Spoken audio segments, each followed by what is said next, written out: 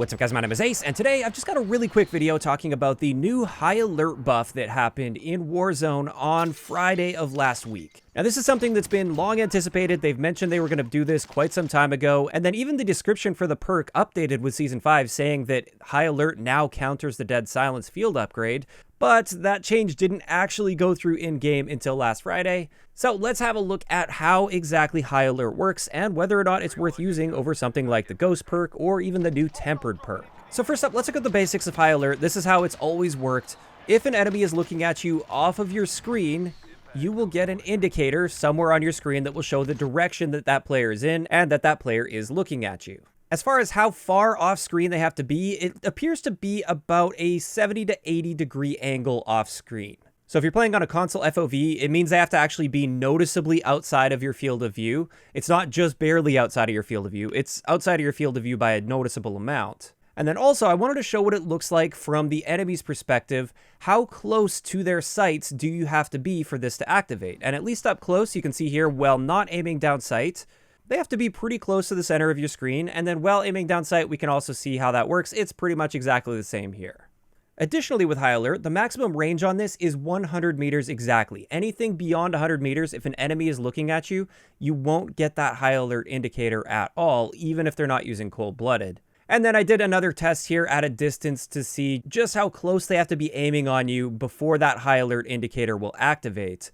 And you can see they have to be aiming fairly close to you. So you're not going to get this high alert activation if they're just aiming somewhat in the general vicinity of you. They have to be aiming pretty close to right on target. So that's the basics of high alert. That's how it's always worked. It's also worth noting, of course, cold-blooded will counter that 100%. That enemy player will never get an indicator of you looking at them if they're using the high alert perk and you're using cold-blooded. But now let's have a look at its interaction with dead silence. This is the new part of this perk. If you're using the high alert perk and an enemy activates dead silence, high alert is simply a hard counter to that dead silence field upgrade. Meaning you will hear those footsteps just like you would hear them if they didn't have the dead silence field upgrade activated at all. It doesn't boost the footstep audio any louder than the base footstep audio. It's still normal footstep audio. It's just now you can hear those dead silence users. Now, one big question I've seen regarding this is what happens if the enemy is using cold-blooded and dead silence? Since cold-blooded is a counter to high alert, does that make it so your footsteps are once again silent for those high alert users? And it turns out, no, it doesn't. Cold-blooded has no impact on the footstep interaction here, so even if you're using full-blooded, even though those high-alert users won't get that little indicator if you're looking at them off their screen, they will still be able to hear your footsteps when you pop dead silence.